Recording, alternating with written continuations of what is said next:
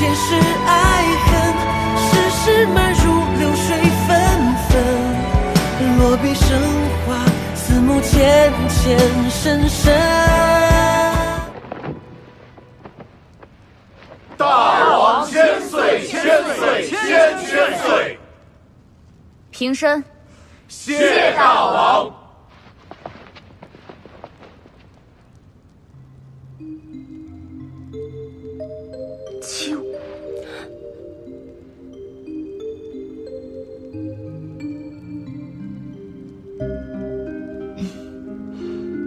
不知使臣来我青州，所谓何事？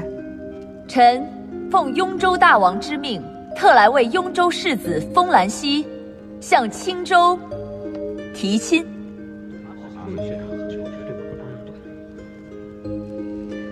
不知提亲对象又是何人？正是大王。丰兰息好大的胆子，他不过是个雍州世子，也敢娶我家大王？正是。他们这是在干什么？这怎么还要帮我拒绝啊？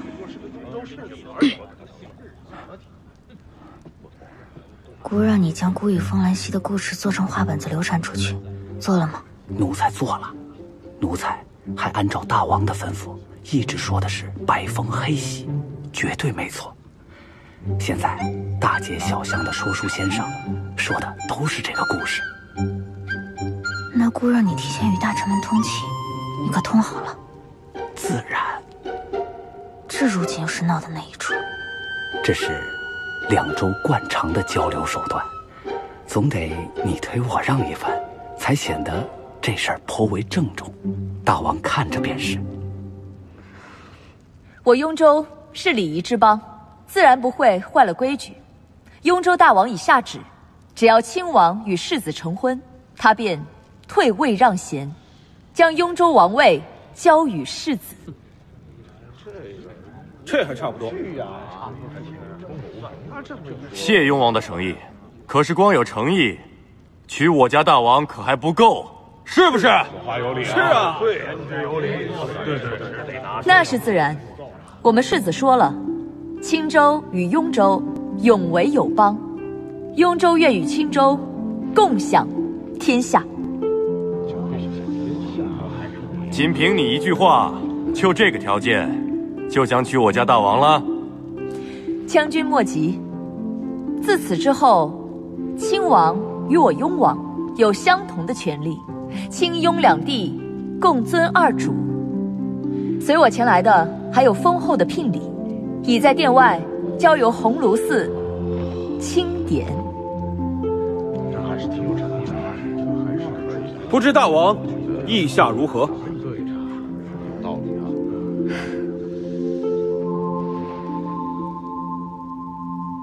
若两州能结此好，也算是万民之福。孤愿意。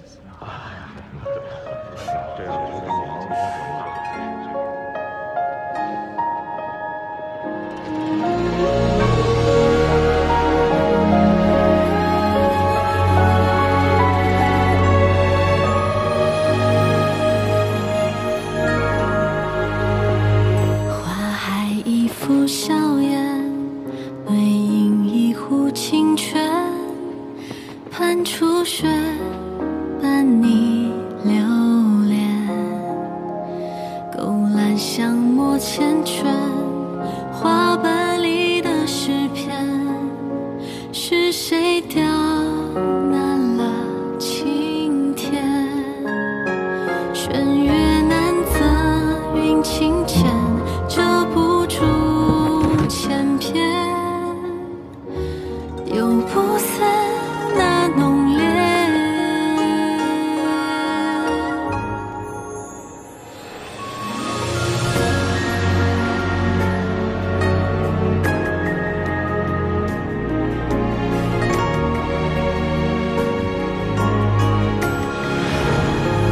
这江山如画卷，浓墨淡笔人间，却不及你的眉眼。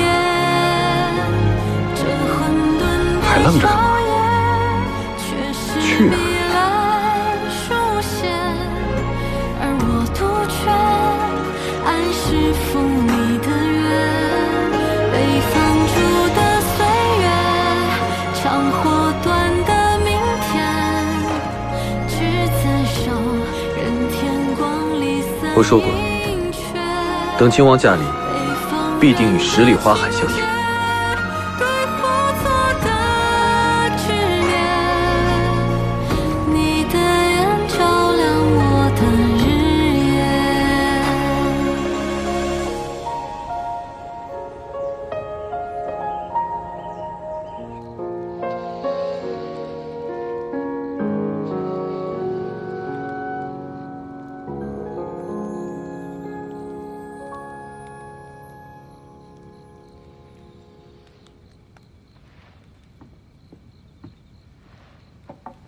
亲王殿下，妆容已经画好了，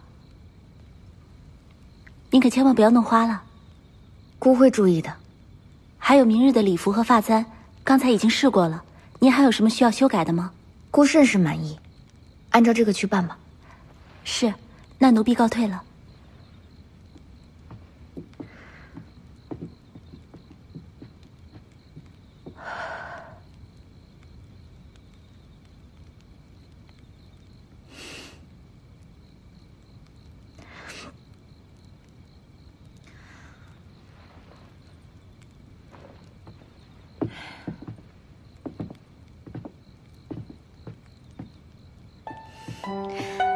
你怎么来了？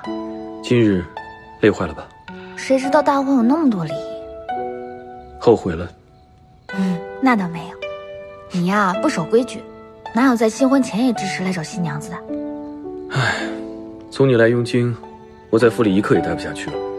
要不是知道武士有人在，我一早就来了。我还准备了酒菜、糕点和水果。真的？有富贵有余，衍生贵子，还有百年好合。走。现在出去会不会有些不妥？你什么时候是个守规矩的人了？走。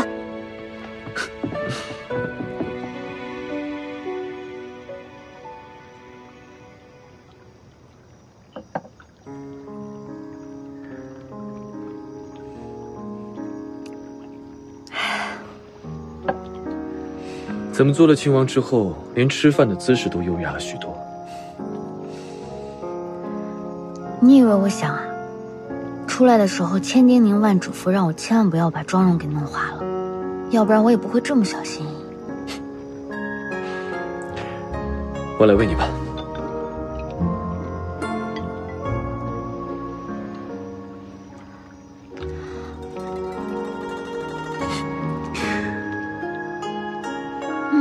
还有这个。好。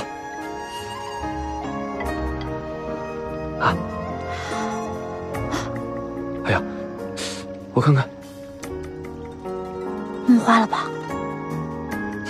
我不在意。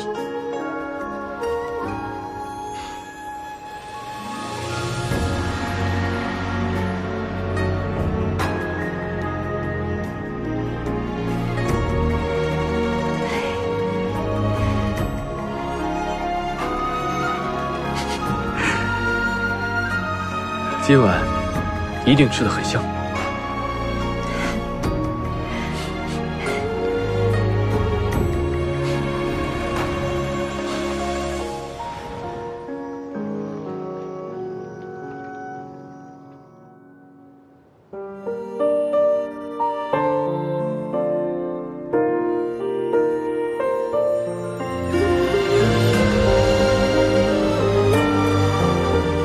吉时到，请新人入殿。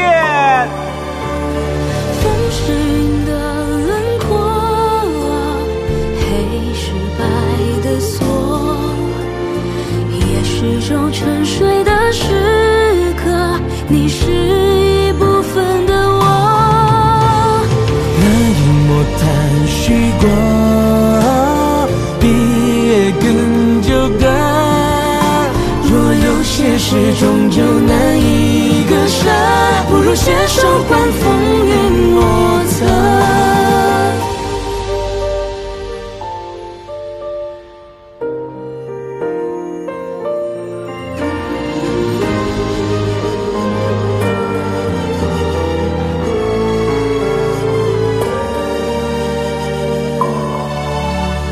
像飞泻而下的银河，你婚庆之时，一拜天地。灵动的烟火，人生难与棋逢对手的二拜高堂，任谁都不愿如此轻易翻着。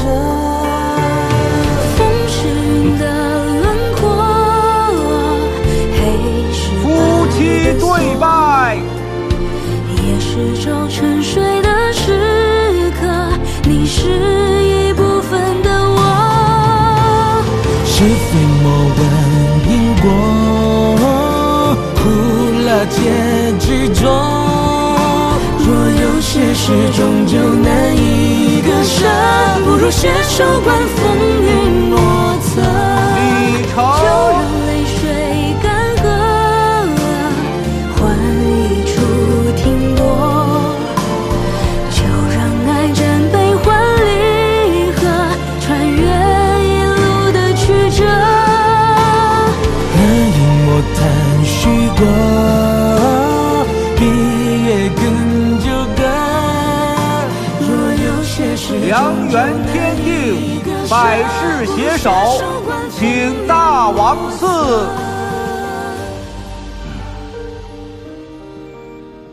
不如携手观风云莫测。我儿兰溪有幸能娶亲王为妻，故特赐你们一对儿双生傍珠。愿你二人相辅相成，恩爱有加，携手同老。也希望因此联姻，我雍清二州能世代友好。多谢父王，多谢雍王。拿着。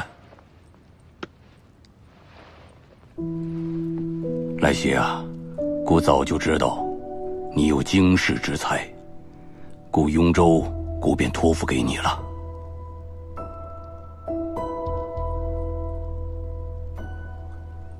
也希望亲王能把雍州当成青州一样看待。请雍王放心，西云定会做到。那就好。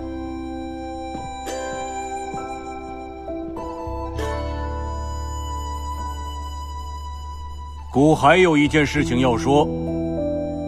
按照约定，兰溪成婚之日，便是孤退位之时。故而孤现在正式宣布，将雍王之位传于吾儿封兰溪。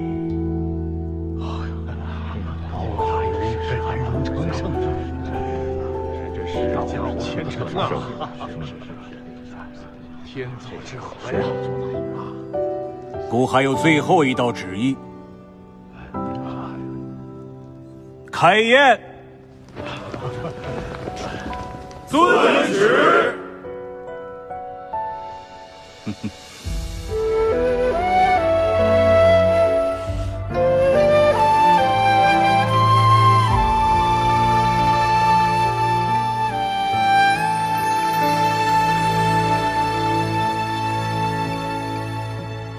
如若已是这情字，抬头看月光，低头思过往。如若一生障碍迟，梦云细雾让，苍泪掩心。看了这么久还没看够啊？逍遥不忘。如果能这么看你一辈子，也是人生幸事，又怎么能看够？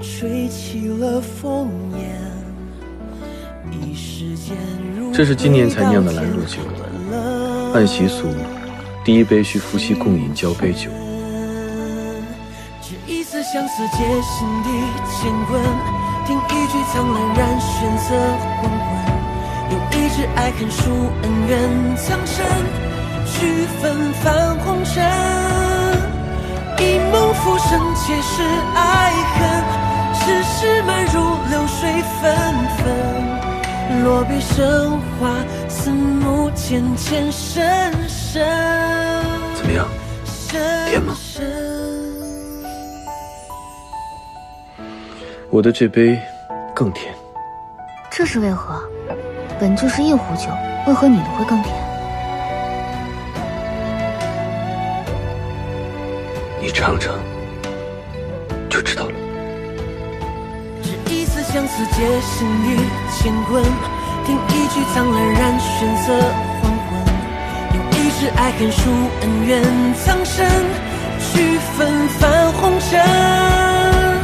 一梦浮生皆是爱恨，世事漫如流水纷纷，落笔生花，四目浅浅深深。转一念执着目褪色温存，看一夜星辰云骄阳不退，会一朝人间报宿命之吻，六界傲天真。从今以后，我只愿与你同醉。你愿意吗？但愿君心似我心，定不负相思意。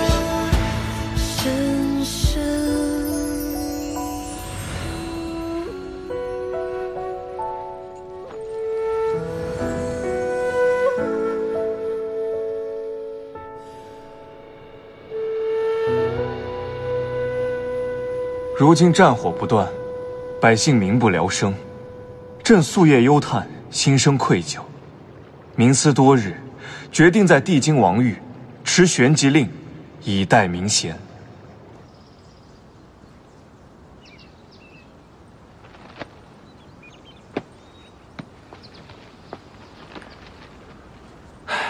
我的亲王殿下辛苦了。雍王殿下，快请坐吧。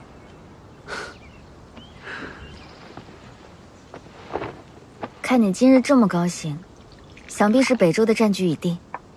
是啊，北周纳降了，如今天下已是拥济两分，局面安定下来了。景言下了诏书，令天下明贤前往帝京。那你之后的计划应该是发兵王域吧？前几日，冀州将商州的王城给围了，商王不依出城，手捧着代表王室象征的悬书令，对冀王皇朝俯首称臣。故认为这皇朝应该也会很快前往王域。和皇朝一战，在所难免。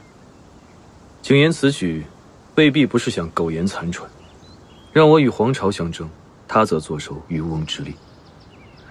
不过我正好顺势拿到退位诏，只有拿到正统之位，这天下才可以归心，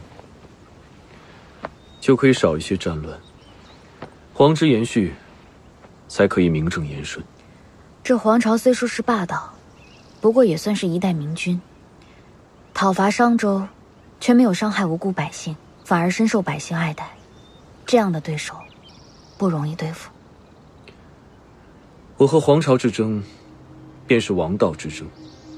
王道天下，第一便是庇佑百姓。可我担心的是，玉无缘，自无悔谷后，便没有了他的踪影。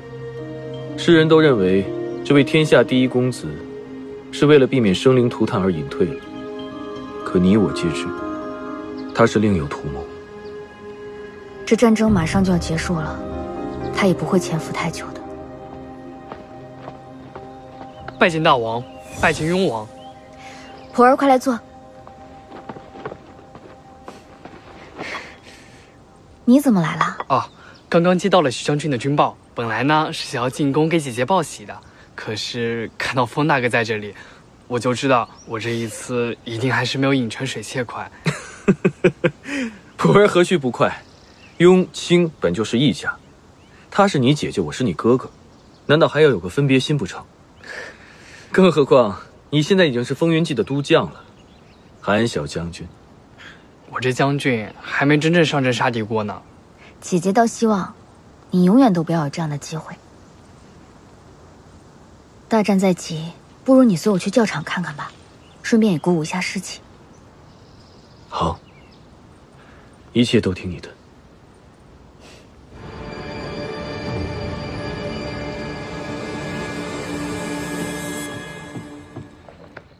少主，计划可顺利？此战过后，这天下便有结果了。按少主的计划，雍州领军和冀州领军不日将进入王域之中。以他们二人的性格，在进入帝京之前，必会争个你死我活。不管谁胜，都是一场惨胜。所以我们就坐享渔翁之利好了，这就叫阳谋。那我们就只是坐山观虎斗吗？这天下之事，有阳谋便会有阴谋。我已经为雍王和亲王准备了一场好戏。那皇朝该如何？我是最了解皇朝的，他最看重的是信任。若他知道我行此等事，必然不会原谅我。所以说，若留着他的话，后患无穷。属下明白了。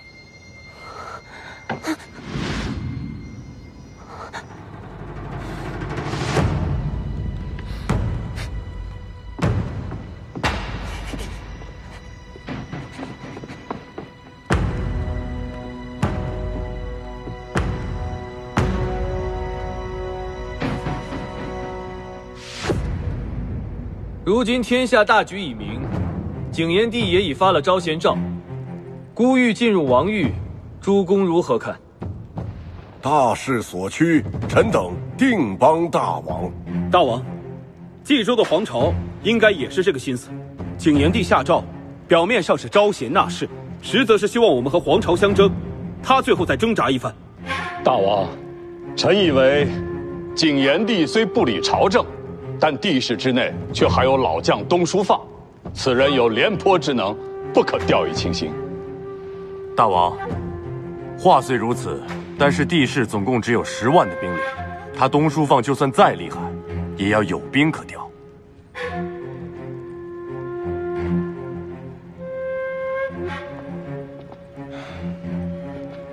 今日之事，你觉得呢？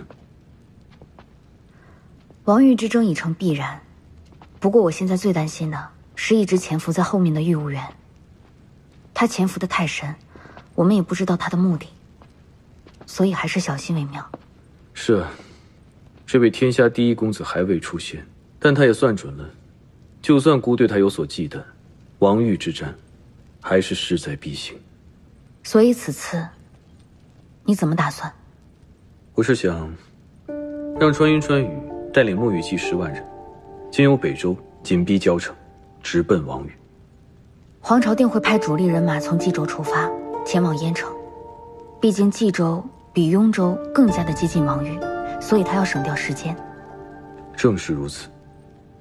另外，墨羽骑和雍州、北周的军队则由我和师父带领，经由商州2州边界突围进到王域，这样对皇朝也形成了包夹之势。那我青州的人马就落在捐城了。天下最懂我的还是你，请亲王带领风云骑抢占捐城，待我和皇朝交锋之时，亲王便可带人直奔王域。没问题，明日我便带许渊回到青州，清点风云骑，直奔捐城。好，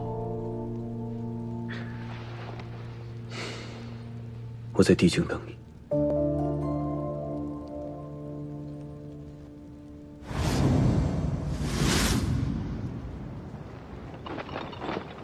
斥候来报，前方是空城，根本没有人。地是空路啊，兵力本就不足。大王和皇朝同时进逼王域，这景炎将兵力抽回京师，恐怕是做最后的挣扎。那百姓呢？城中的百姓皆不见。这景炎的目的到底何在？也许不是景炎。御务员，他又想做什么？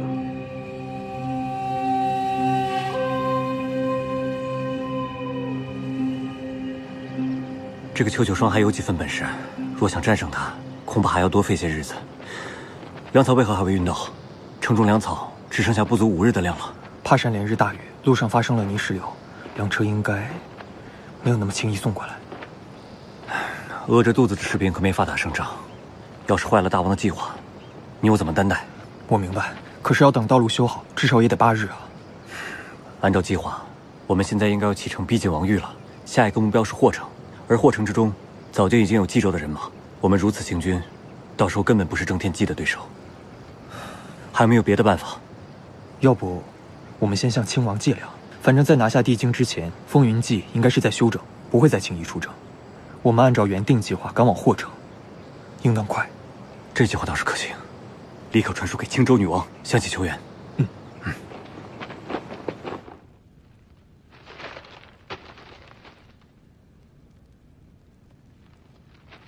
齐树，城中粮草拨取一半，带领3000人护送给墨雨季。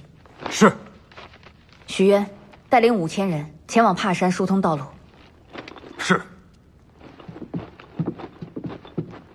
大王，朔夜来连番征战，我军伤亡虽小，却也折去近1000人，而受伤者也有2000多人，再加上攻占各城后留下的守军，现如今城中能参战的人数已不足3万，而墨雨季有20万大军。为何他们不能拨出1万人运送粮草呢？反正在雍王夺下地京之前，我们都要在此休整，所以不必在意。更何况孤与雍王本就是夫妻，夫妻一体，从此往后不必再计较。是。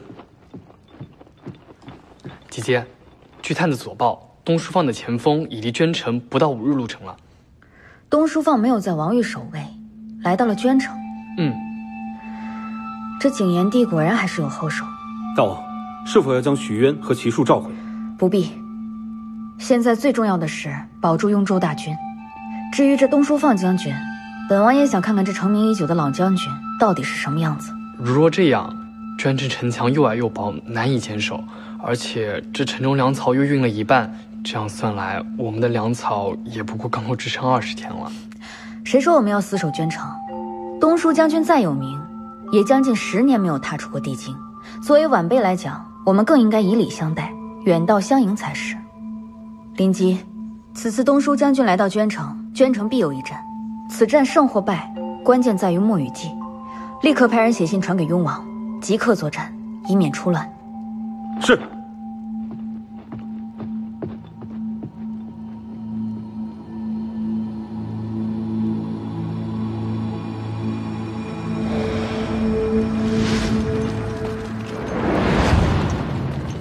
大将军，以我军行进速度，3日之后即可抵达捐城。这一支神军，果然是为战争所准备的。这一路之上，根本不需要怎么休整。哼，这是一把杀人的刀，在谁的手里还不知道。骆将军此刻在什么地方啊？骆将军带领1万禁军先锋，已领先半日路程，距离洛阴山不足100里。每隔1个时辰，要跟前锋联系一下。是。敲。敲！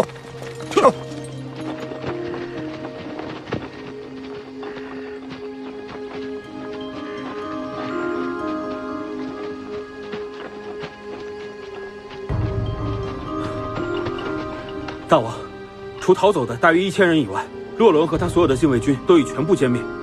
我们接下来该如何？捐城太小了，若3万大军全力攻城，以我们的兵力，不足2日就会城破。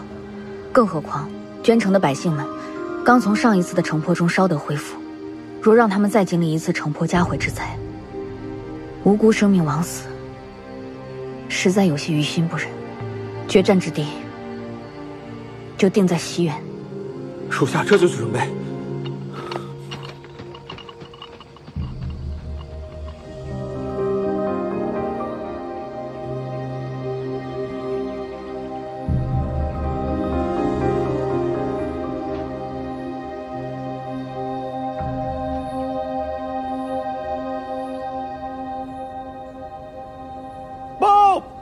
启禀大王，任将军他们来了，快进来。是。拜见大王。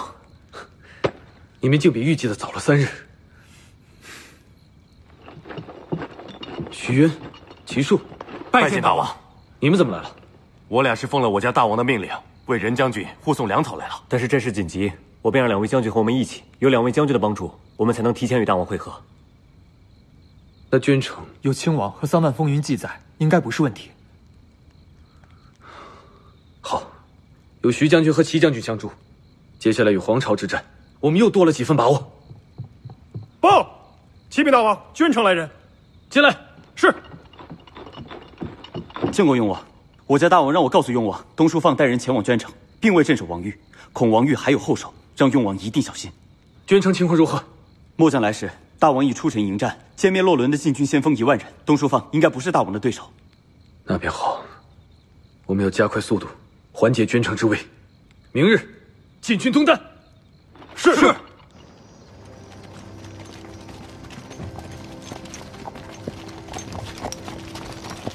瞧，玉。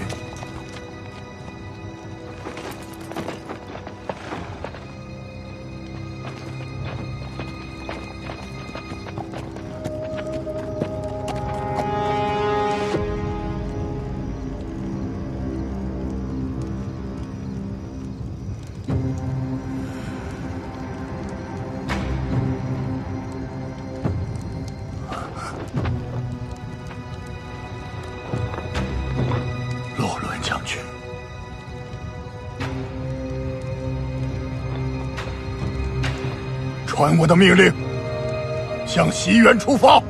是。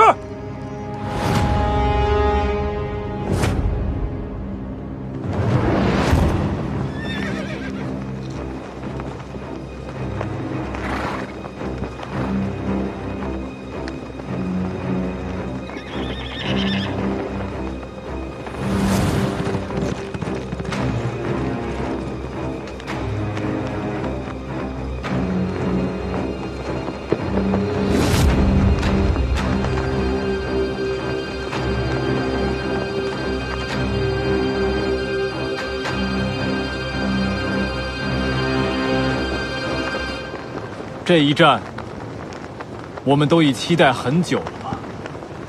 这一战，终究还是来了。任如松，在；徐渊，在；齐叔，在；程志，在；东南西北，四方之首，是；春云，在；后方3围，是。北风烈，江湖乱，舞刀剑，弓长剑，不狂妄血空，在；九双，挥一挥手，笑远红尘就掠过指尖。总是写的冰冷眼，风和细水中染了黑夜。是谁偷偷躲藏在影儿下，情不觉？心如迢迢，生死命悬动，誓愿谢谢无双一世天下。中军驻使左翼风动。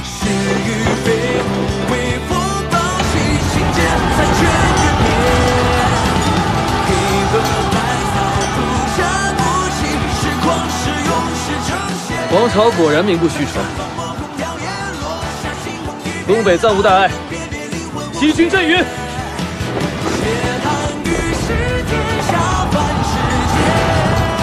右翼必到。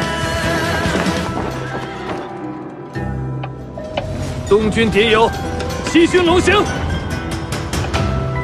中军指风，左翼归守，右翼贺降。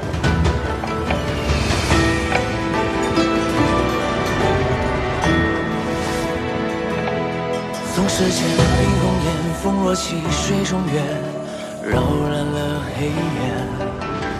是谁偷偷躲藏在影儿下，情不觉？心如迢迢，生死命悬动，誓愿谢谢无双。好一个老谋深算的凤来喜，左翼迂回。右尾星动，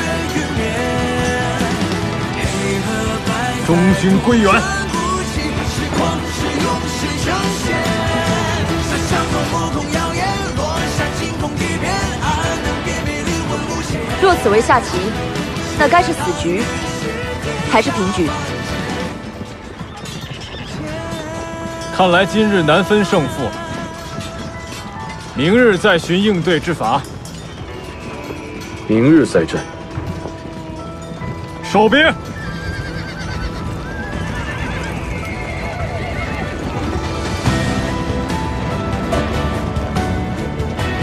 收兵吧。收兵。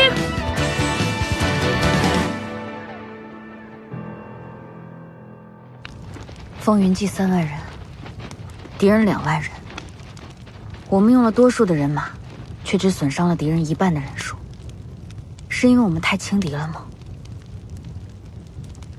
现在还有多少战力？清点完伤兵后，剩下的兵力只有5000余人了。战力悬殊，应战也不过是徒增伤亡。我感觉他们的武器和装备都非同寻常，而且阵法配合熟练。更主要的是，他们的伤势很快恢复，就好像是服用了我韩家的秘药。这种韩家的秘方，这些人又是怎么得到的？恐是玉无缘。是玉无缘？这些军队的战备无一不精良。轩辕家的铁甲，马家的马匹，铁家的兵器，还有你韩家的药，都是玉无缘利用断魂门得到的。你是说，对我们韩家下手的竟然是那个玉公子玉无缘？泯灭人性，祸乱天下，我一定要报仇。仇是定能要报的，不过眼下最着急的是如何打赢这一仗。说来也蹊跷，他们本可以上山跟我们决一死战，但现在只是围困住我们，不让我们突围。也许他们想要拖着我们，减少伤亡。算着时辰，临济应该快到东旦了，南溪应该很快就会收到敌人的消息。愿此战之后，天下太平，永无战乱吧。姐姐，那到时候你想做什么？还是跟以前一样，找个农庄做个农妇。姐姐，你是绝对做不了农妇的。姐姐我倒也不是一直那么金贵的。哎呀，我不是这个意思，我是说姐姐懒，姐夫也不像是会种地的样子嘛。说什么呢你小子？那普儿呢？此战之后想做什么？我想回老家，开个医馆。虽然没有战乱，一定还是会有生病的人的，这样我就可以救大家了。怎么，不想当大侠了？没有啊，当个好大夫也是当大侠，只要能救人，就都是大侠。普儿长大了。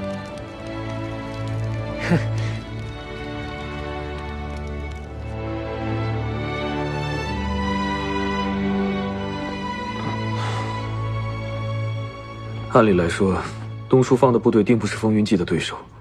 风息此时应该已经入地京了，可居然一点消息都没有。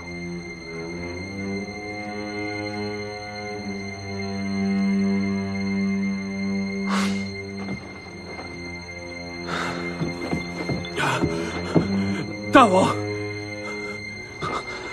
林基，来，这是怎么了？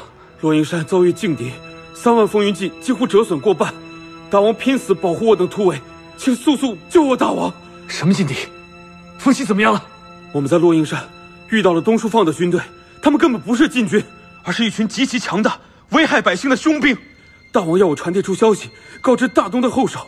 大王现在正与士兵共生死，苦守洛阴山，情况不明，请速速发兵救援。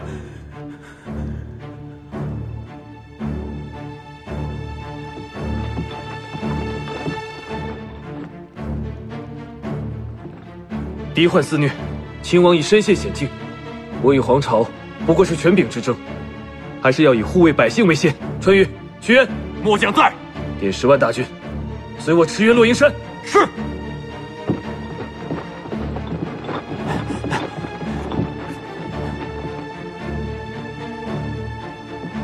忠烈，你带大王去冀州大营，与那皇朝商议，我立刻收拢军队，让出东旦东土，证明我们的诚意。是。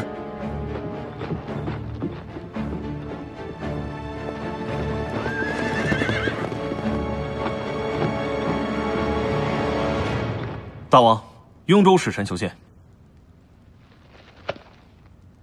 雍州这个时候派来使臣，究竟有何意图？让他进来。是。请雍州使臣觐见。钟离拜见纪王。雍王为何突然派你前来？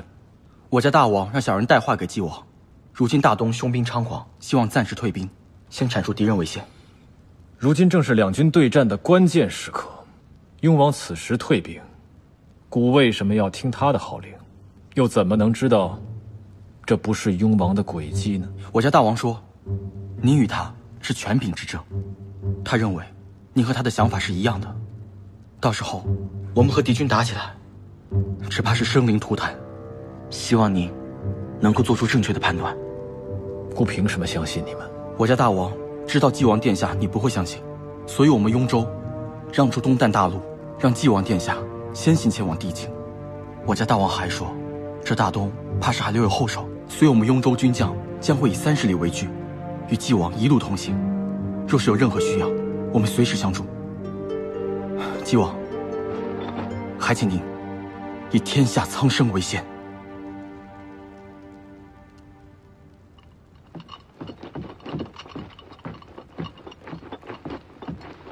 大王，雍军已经退兵了。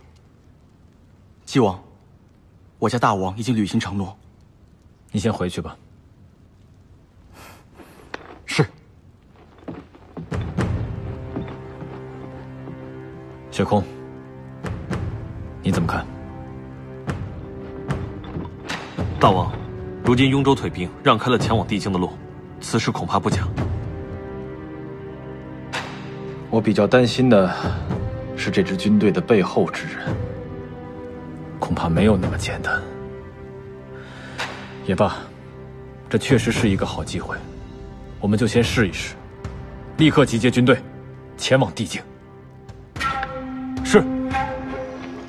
姐姐，我们的兵粮已经用尽了。按道理来说，援军应该到了才是。莫要着急，跟将士们说，再多撑一日，我的那一份也分给大家吃。可是，姐姐，少吃一顿没有关系，去吧。姐姐，这是我根据药方所配出来的，这是配方，这是药剂。只要将其涂在兵器上，中其要害，就能使敌人瘫软在地，溃不成军。普儿，这可解了燃眉之急啊！可是量还是太少了，而且药效也只有5个时辰，根本解决不了战事。有了这个，就有了希望，我们定能将敌军全部铲除。好。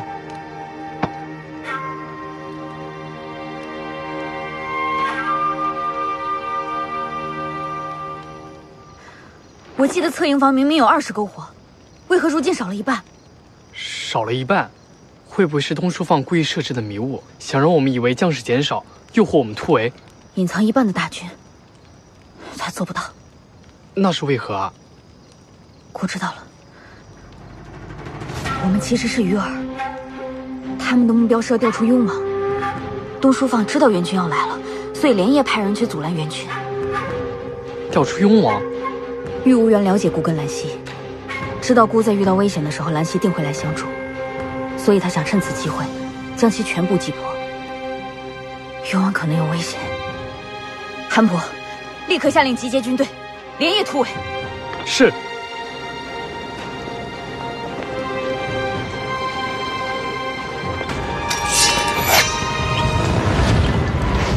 碎骨杀敌！杀！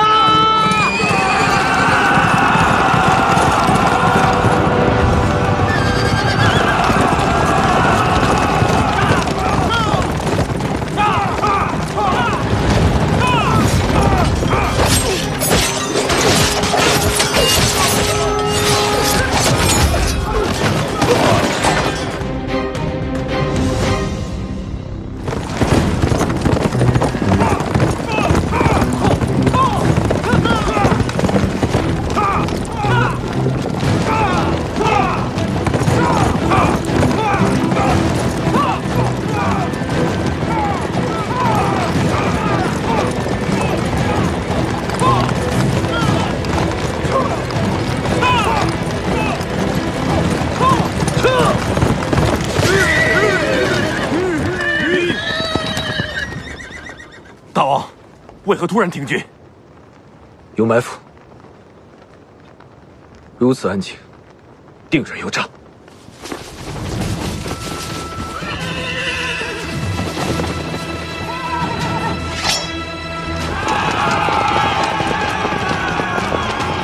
速战速决！是！杀！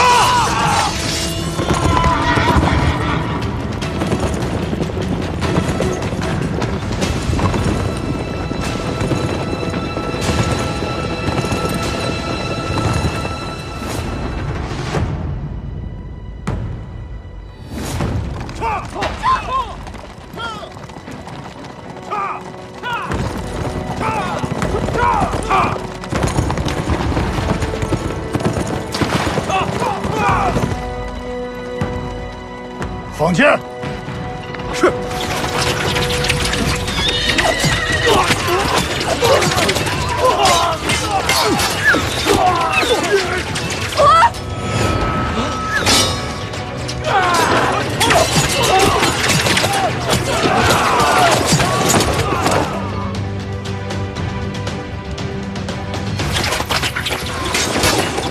别给我闪开！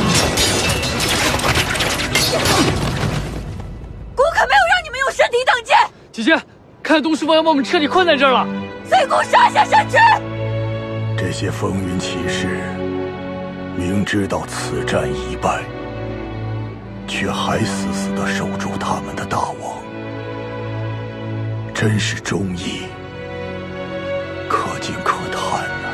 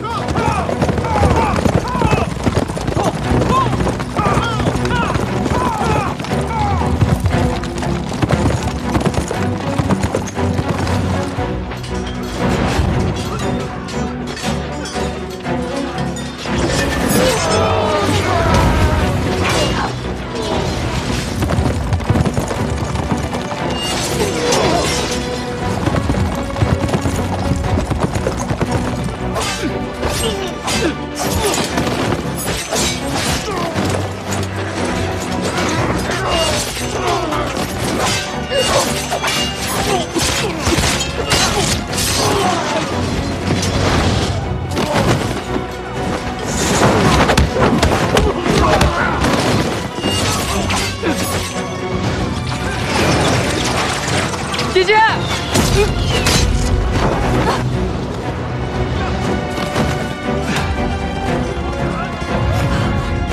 徒儿，徒儿！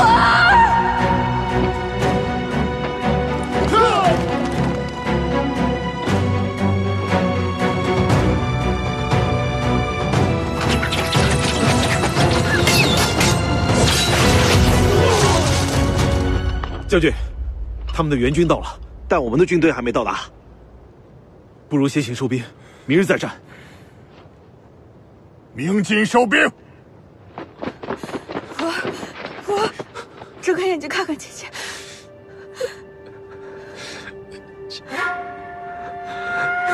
姐姐，我在，姐姐在。自从你救了我以后，我就想好，我一定要找机会报答你。现如今机会来了，都怪我，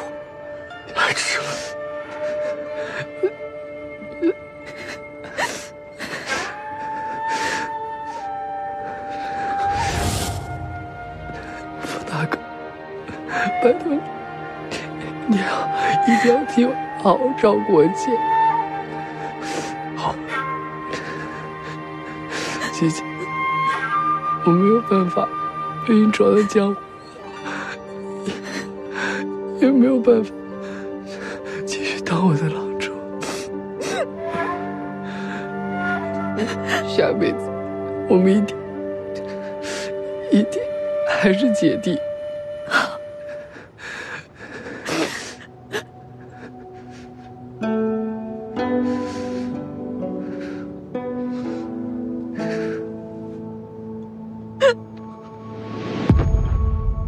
安婆，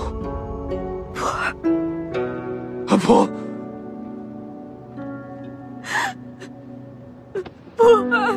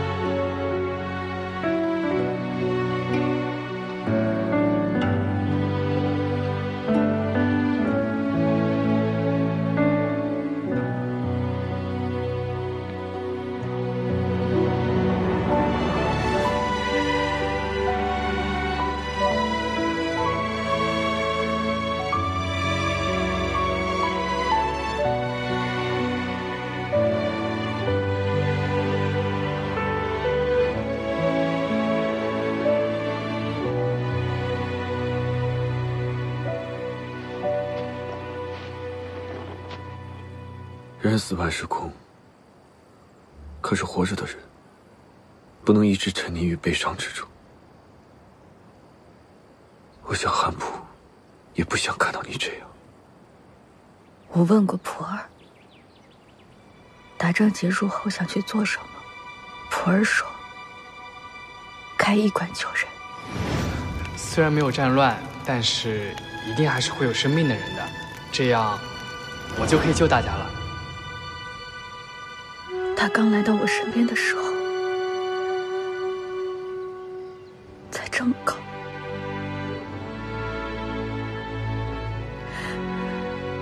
如今就变成了一个顶天立地的大英雄。我本以为他能在我身边好久好久，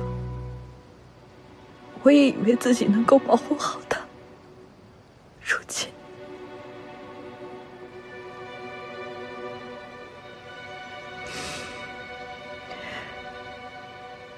战场之上坚不如顺，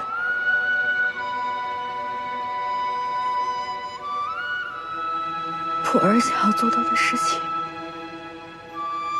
姐姐替你完成。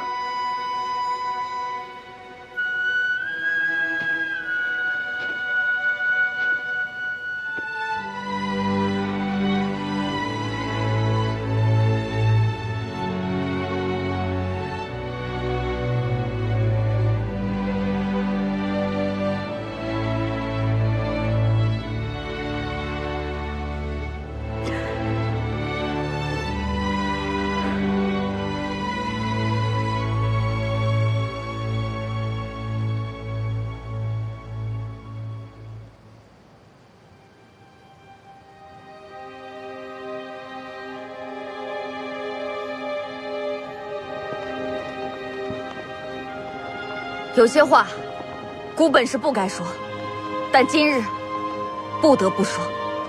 臣等恭听。此之后，在我胜算之时，当退则退，明白了吗？大王，只有这样，孤才有机会找回你们，救回你们。大王，臣愿为您死战。臣愿为您死战。莫雨季甘愿死战。落英陨落无数阴魂，此山从此改名为鹰山。报！启禀大王，东书坊的军队距离此地不足3里，正往这边赶来。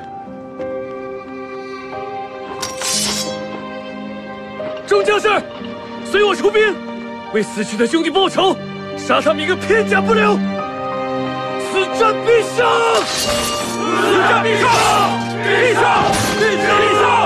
必胜！必胜！必胜！必胜！必胜！必胜！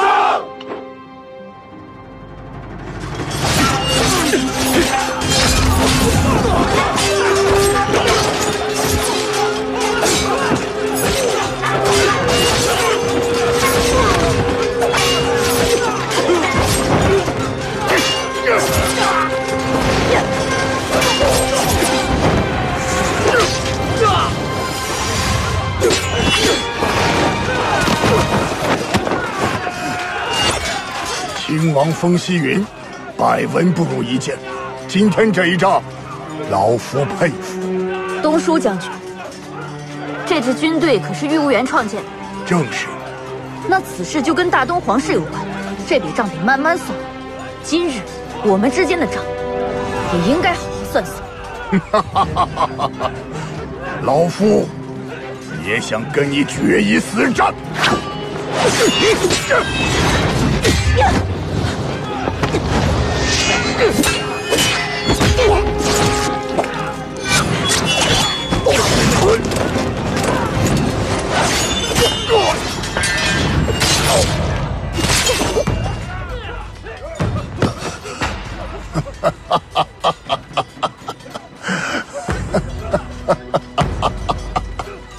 老夫今天能死在你的剑下，也算是值了。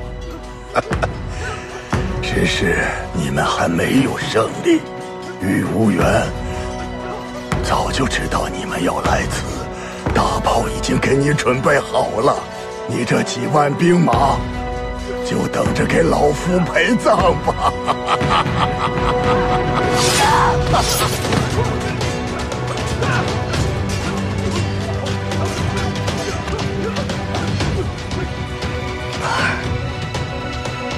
姐姐为你报仇了。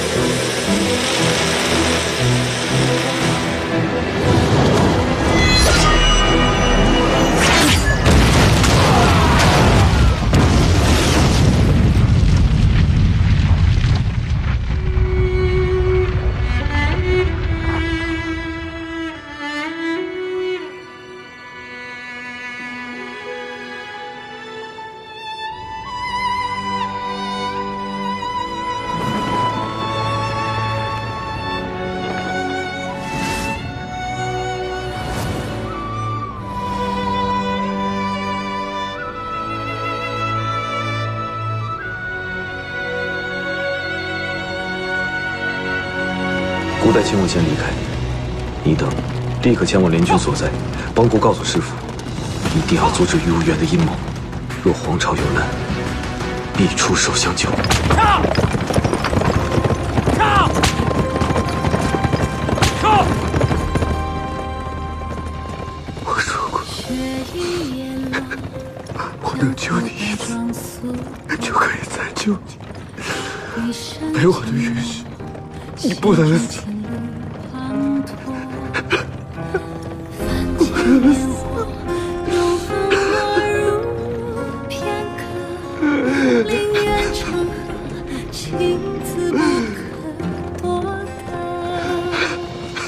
我去找天启前辈，求他救你。放心，等等我。雪已叶落，江湖淡妆素过，一身寂寞，心中情侣滂沱。你已经确定用雪老天山的换命之术来救他吗？用你的命来救他，你的命数只剩10年了。以前我以为只有辉煌才能活下去，直到遇到他，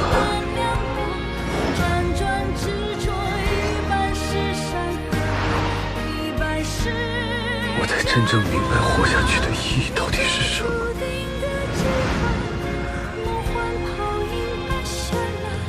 所以我能陪伴他走过10年，已经很知足。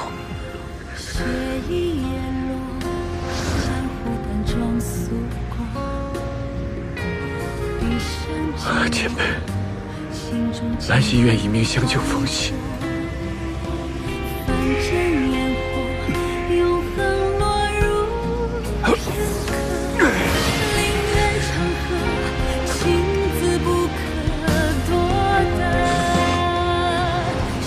他们都说割舍，割舍。人生中有些东西要丢掉才能获得，有些事情终究割舍不了。可唯有他，却怎么也舍不下。弱水3000，只取一瓢。3000烦恼丝，我留着一根又何妨？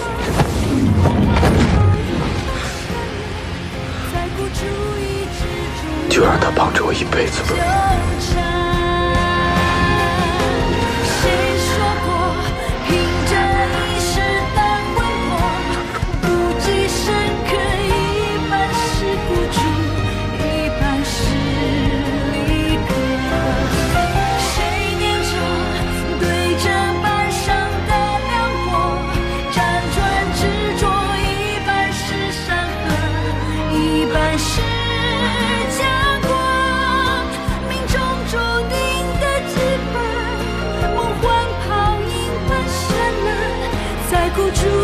之中反复纠缠。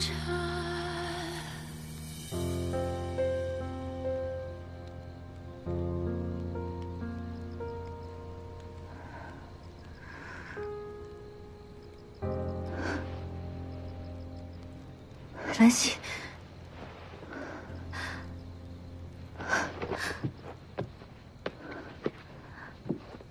兰溪，兰溪，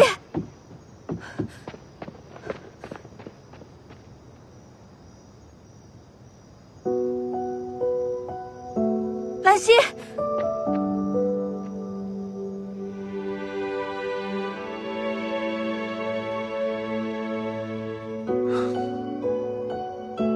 怎么？难道我白头之后，你就不喜欢我了吗？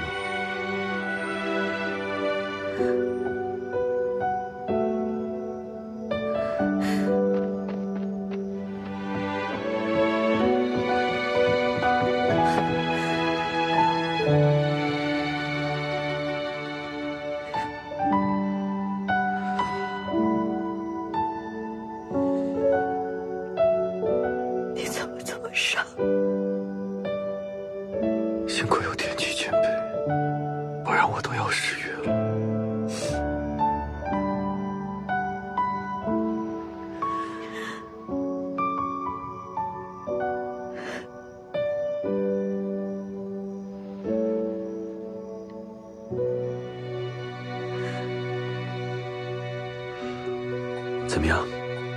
现在的我，是不是显得比以前更成熟了一些？只是可惜了，你以后不能再叫我黑狐狸了，毕竟我头发都白了。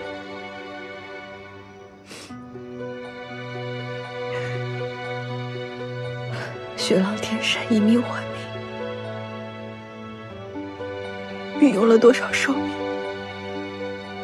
很幸运，前辈说我还有10年的时间，可以陪着你笑春风，看夏荷，品秋露，赏冬雪。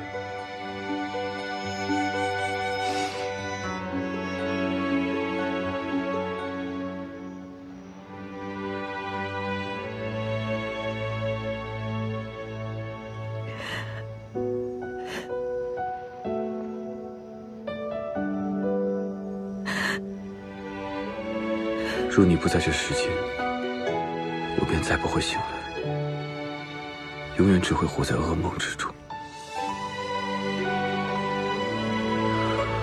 先走的人总是自私的，把痛苦留给活着的你。你不会怪我吧？我会一直陪着你。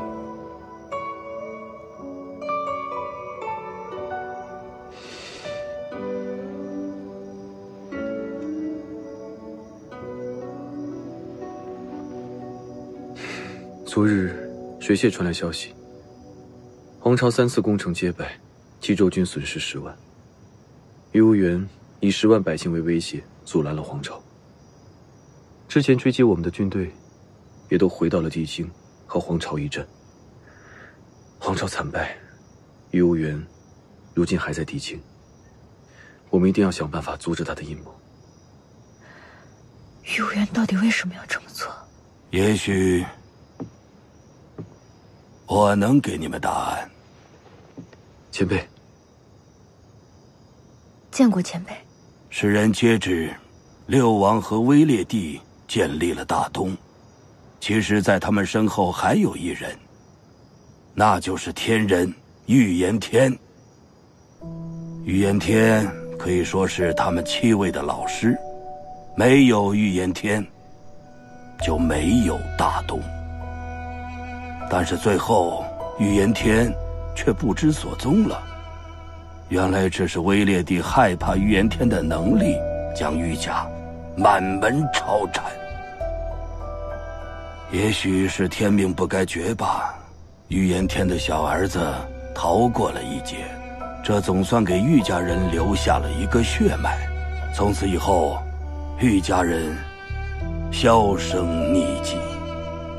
但是在100年之前，玉家引发了兵变。鸟尽弓藏，兔死狗烹。威烈帝为君不仁，竟然做出了如此罔顾仁义之事。如今大东落到现在这样的地步，也算是他咎由自取。就算这玉无缘有1000万种冤屈，但也不能拿天下苍生开刀。为了一己私欲，导致天下大乱，民不聊生，哀声遍野，罪不可恕。所以，为了天下百姓不再经历战乱，不再像我一样差点失去挚爱之人，我们一定要阻止他。我们现在就去地京。你们2人继承了太阴的蓝阴蔽月，这是一大幸事啊。太阴常跟我说，他中年丧妻，无法将蓝阴蔽月修行到最高的境界，所以才和我齐名。希望你们2人心意相连，赶超我和他。多谢前辈。多谢前辈。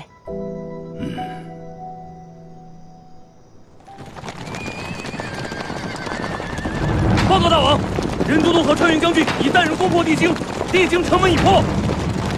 信号来报，九仓将军与雪空将军已率真天骑与雍州联军会合，已包围地宫。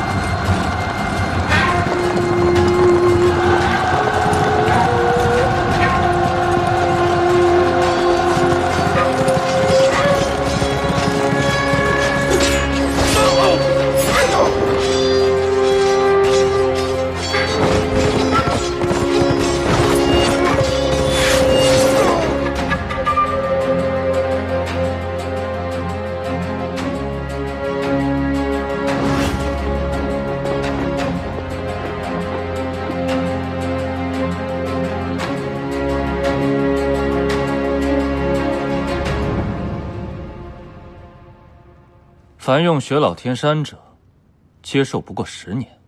没想到堂堂雍王，竟落得跟我同样下场。怎么样？时日不多的滋味，痛苦吗？你错了。我心甘情愿牺牲自己，是为了心爱之人，又何来痛苦一说？玉无缘，你千不该万不该，拉了这么多人替你填命。你对得起天人玉家的名声吗？对得起这普天之下的百姓吗？我对不起你们。我玉家先祖玉炎天，当年协助威烈帝及6王一同共建大东。在登基之前，威烈帝在众人面前立下誓言，说要同我玉家先祖一起共享这太平盛世。但在他登基之后，他做的第一件事是什么？是抄我玉家满门，连6、7岁的孩童都不曾放过。一个庸人救出了未满月的孩子，我玉家血脉才得以延续。你们来说说，这大东对得起我吗？这天下对得起我吗？你错了。你如今将这天下搅得一团乱，多少无辜的生命死于你手，你如今的所作所为和这威烈帝有何区别？那我天人玉家就该年不过30吗？玉家先祖玉炎天曾有训：天下之事，以为民安。我辈当自强，行善事，敬爱民，以安天下。这3岁小孩都懂得道理。如今，你却以牺牲百姓为代价谋私利，你不配这个称号。玉无缘，你大错特错。我没错，我步步为营，苦心孤诣这么多年，为的就是今天。如今的大东已经破烂不堪，也该易主了。而你，白风息、黄巢，都只不过是我脚下的棋子罢了。黄宇也是吗？黄宇那日要求去地境见你，至今未归。他是不是已经死了？玉无缘，为什么黄宇那么钟情于你，姑那么信任你？你究竟为什么？你为了解开血咒，故意靠近大东皇室，又用假玄机令挑动天下争端，一箭双雕，足够狠毒。你们猜的都没错，只是为时已晚。我师父也是你杀的吧？本来你师父并不在我的计划之中，只是阴差阳错，他知道的太多了。韩家的药方，轩辕家的阵法，铁家的兵器，你是想获得这些，来培养出你的军队吧？你从那个时候开始，就已经想到现在的局面，还真是算无一策。而我算对了所有，却总是算错你们俩，让你们俩逃出升天。雍州之时本想帮风聚一把，谁成想他成事不足，败事有余。好在青幽大战之际，血月公子死在了我断魂门下，这才让你堂堂亲王加入到这场大战之中。废话不多说，今日就让我们4人做个了断吧。因为到了明日，这天下可就该易主了。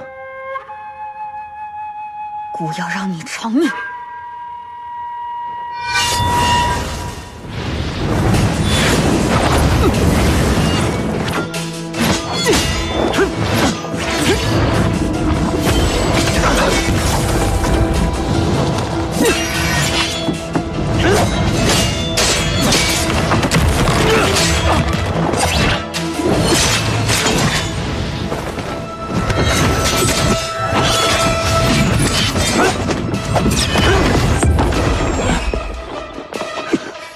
没事吧？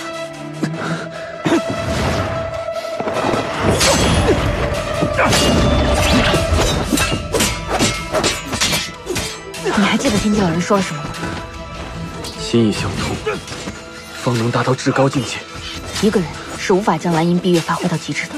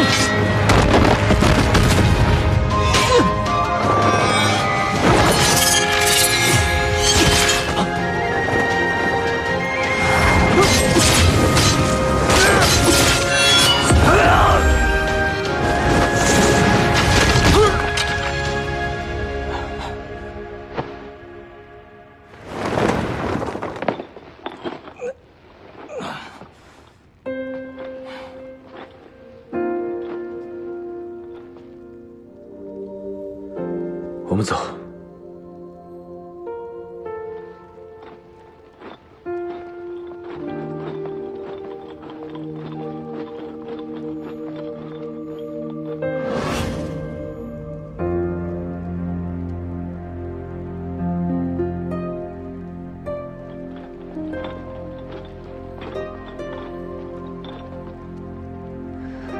参见陛下。参见陛下。看来玉无渊没有得逞啊。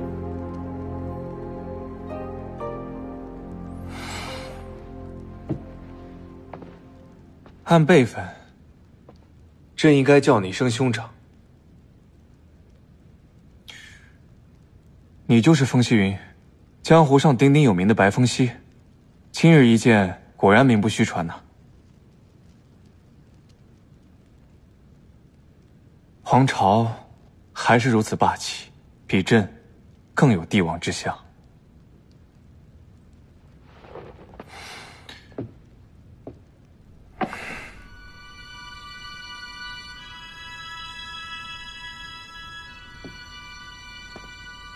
朕知道你们所来何意，这江山本就是能者居之，朕交给你们。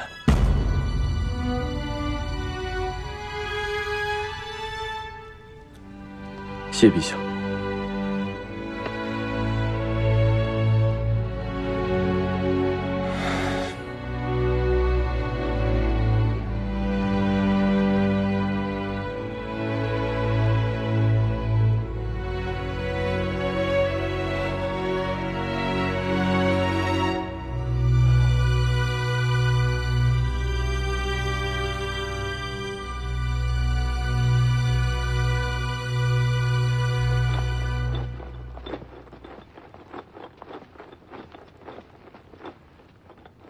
这次多亏了两位，我才能及时发现玉无缘的阴谋，否则后果不堪设想。我们才应该感谢纪王，愿意相信我们，这才一举攻破了敌军。若是我能早点发现，也不至于害死了这么多人。经此一战，不知纪王作何感想？我自小就立志成为天下的王，为此戎马半生。如今回头一看，竟因为我害死了这么多的人。若这天下归你所有，我心服口服。如今苍生遭难，我也不愿意再起兵戈。希望你能够兑现你当初的承诺，为万世开太平。若你重蹈覆辙，我皇朝定不会放过你。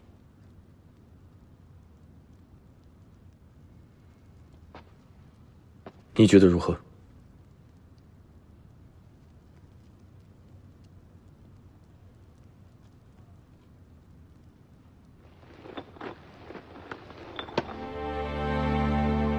我啊，比你悟的还早，所以要把这个担子交给你。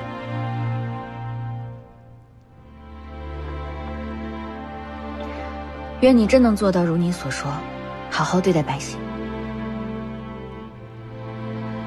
你们多余的话就不要说了。我时日不多，还是想多陪陪他。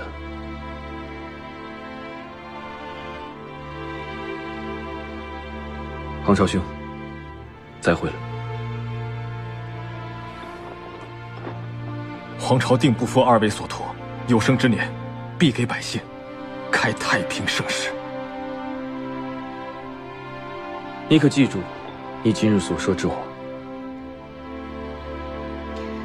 不然我们是不会放过你的。走了。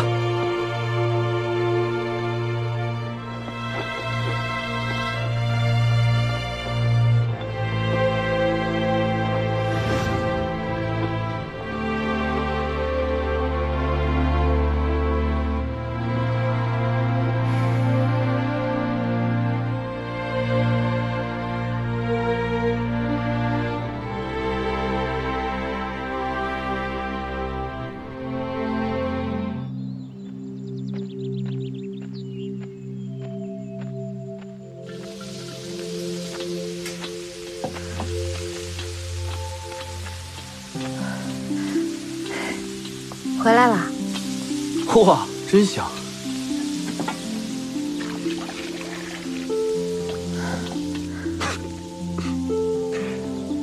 我家娘子被熏的都快成小花猫了。唉，我家夫君这手都起茧子了，以后怎么洗拭吹笛啊？唉，这半生都要过完了。从相识到现在，一大半的时候都是对我冷嘲热讽，一言不合就要和我打一架。如今好不容易成婚了，也少有温言软语，更别说什么举案齐眉了。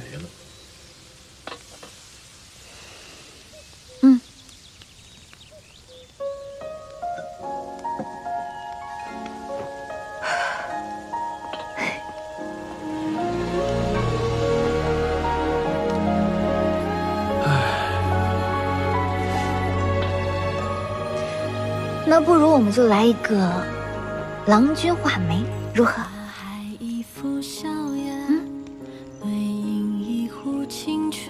红袖添香。